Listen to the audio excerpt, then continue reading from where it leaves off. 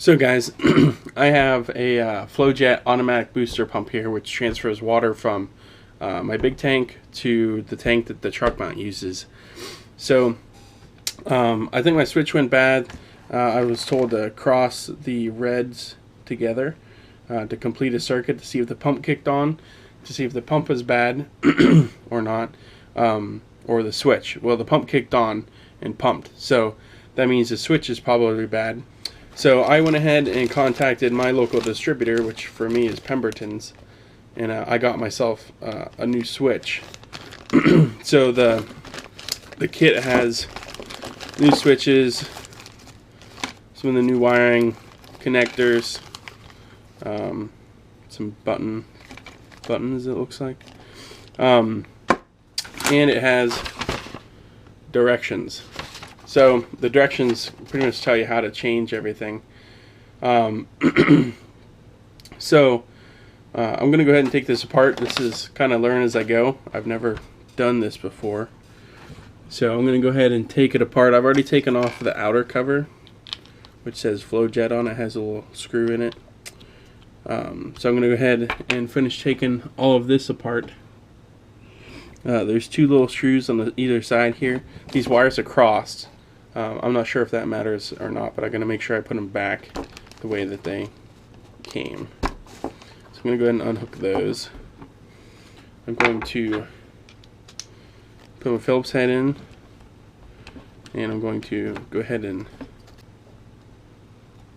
okay, so I got it out.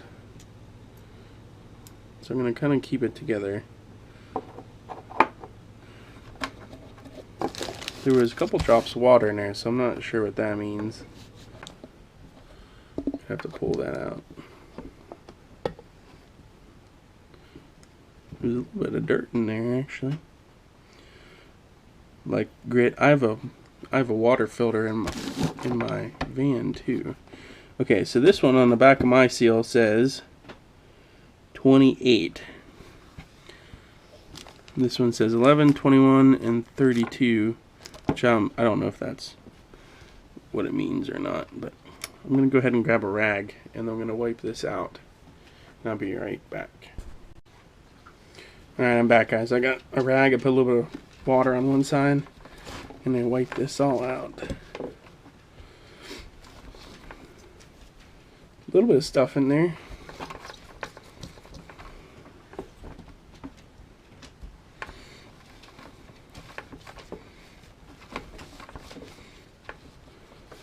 So I'm going to guess that making sure that where this seals up against here is pretty important.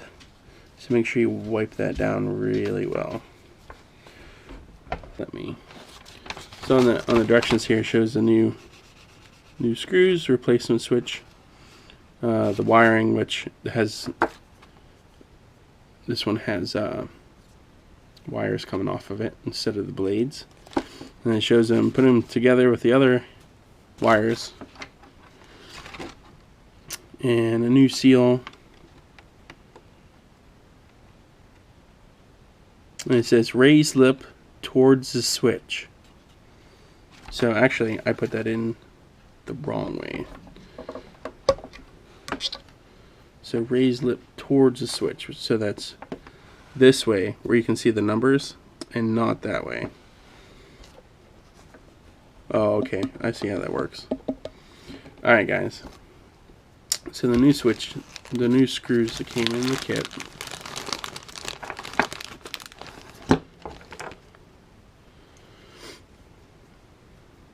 Okay. I'm going to assume you want to make sure that this is perfect, too. There's no dirt or grit or anything around here, because it looks like that's going to seal right against there. Oh, there we go. And actually, like, you can feel when it kind of like pops right into the. All right, guys. I found a smaller screwdriver on my Leatherman. So obviously, I put the two screws in, just started them, so I know it's sitting in where it needs to be.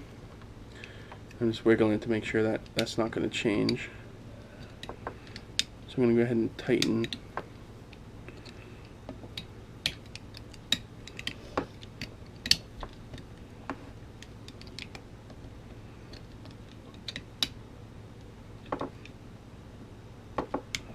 Alright, I can feel where it stopped. I'm going to do the same thing with the other side here.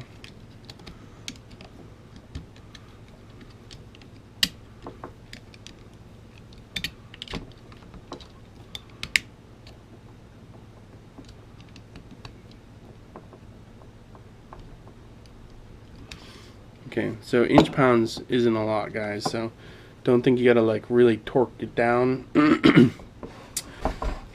So, I'm going to go ahead, and here are the wires. And they show, you got two little wire caps here. They have two new wires here, but I don't know if we're going to need those.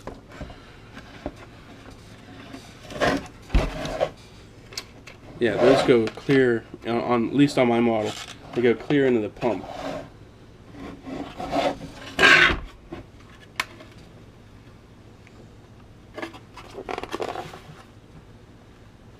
Okay, so one comes from the power cord, and it has a little splice back here, and it goes to red, and then the other one goes to the motor itself, so it's electricity in. So I'm going to go ahead and, like the directions say, I'm going to since I know which way it's on, the one red wire says insulated splice connector from the power, and then the other one says red motor wire. So per the diagram, and the way this is set up, the one here goes to the motor, so that would be this one, and then the other one is the power going to it. So I'm going to go ahead and I'm going to take off these little splice connectors. It's going to cut them off, strip back the wire, and then I'm going to use the little insulated splice connector, and I'm going to twist them on and see if we can't get them out of the way as I do that. So, good thing I got my leather, man. I'm going to go ahead, cut those off. Now, from what I understand, this is this is replacing with the new long life switch.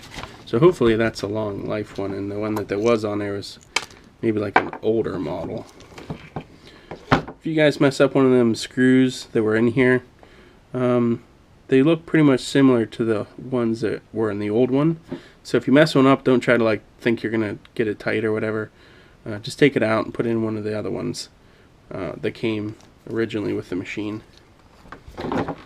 So I'm gonna go ahead and splice back this wire. If I can cut through the outside of it.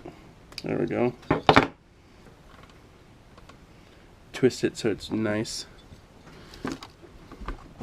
And then this one here, I don't think you need to take off a ton of wire, the covering to do this.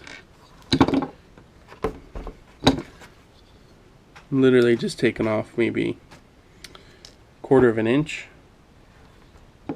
or so. And again, the ones that we just took off are just like the ones that come in a kit, but we don't need these ones. I'm gonna guess that like if you had another model, you would put these together if these had connectors on the end of them. But since they don't, we're going to go ahead and do it just like it shows in the diagram. So the one that goes to the motor is on the left. I was gonna make sure. Okay, so that's the one on the left. Yep. Just for the fun of it, I'm gonna strip theirs back just another little bit. There we go. Okay. So now I'm gonna stick these two together. Gonna kind of pre-twist them together, then I'm going to put the wire nut on. What the little wire nut does is it screws both of them in to the tip of it at the same time, and it kind of holds them together. Now I'm sure you could take and buy the opposite of the connectors and put on the ends of here if you wanted, but I don't have that, and I don't really have the time to do that right now. It says once you get both wires and you know they're in the tip, to go ahead and crimp it together. Again, I'm going to go ahead and use my Leatherman here to crimp these. Oh yeah, that crimped it pretty good.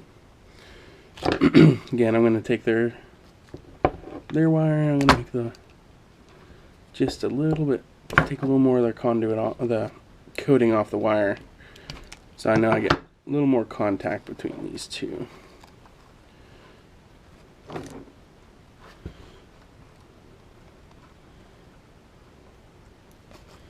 Again, I just kind of give them a little twist together to start.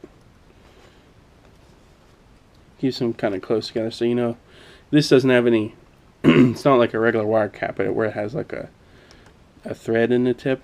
You literally just twist it until you know both are in the metal cap that's inside of it, and then you crimp it.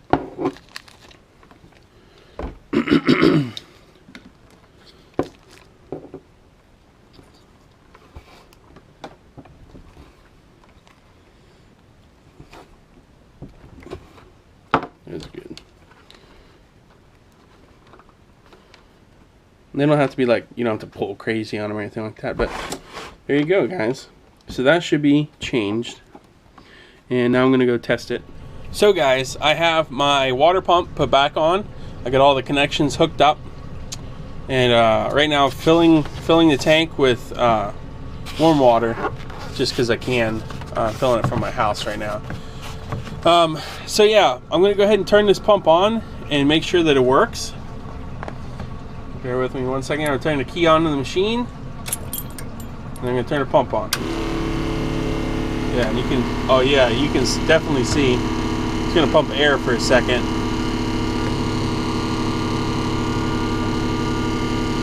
But there's why I run a filter, because that used to be white.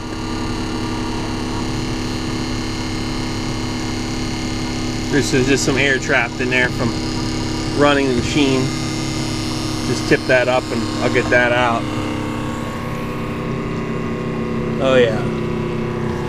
You can hear the machine, the pump, you can see it, the water.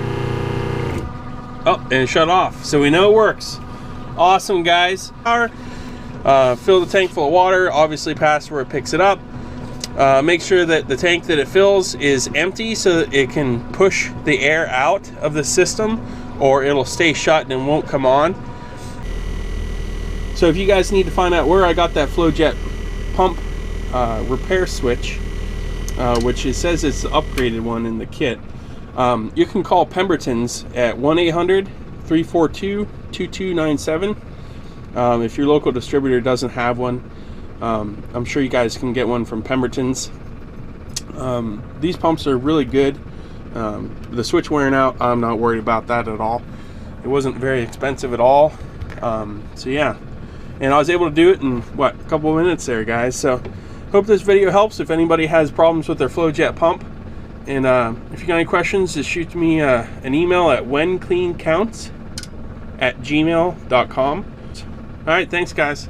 And if you like my video, go ahead and give me a thumbs up and subscribe. I'm going to try to do a video every week about something about cleaning or repair video, anything that has to do with the cleaning industry that I can help out on or show you guys a little bit how to do. All right, thanks guys. Talk to you later. Bye.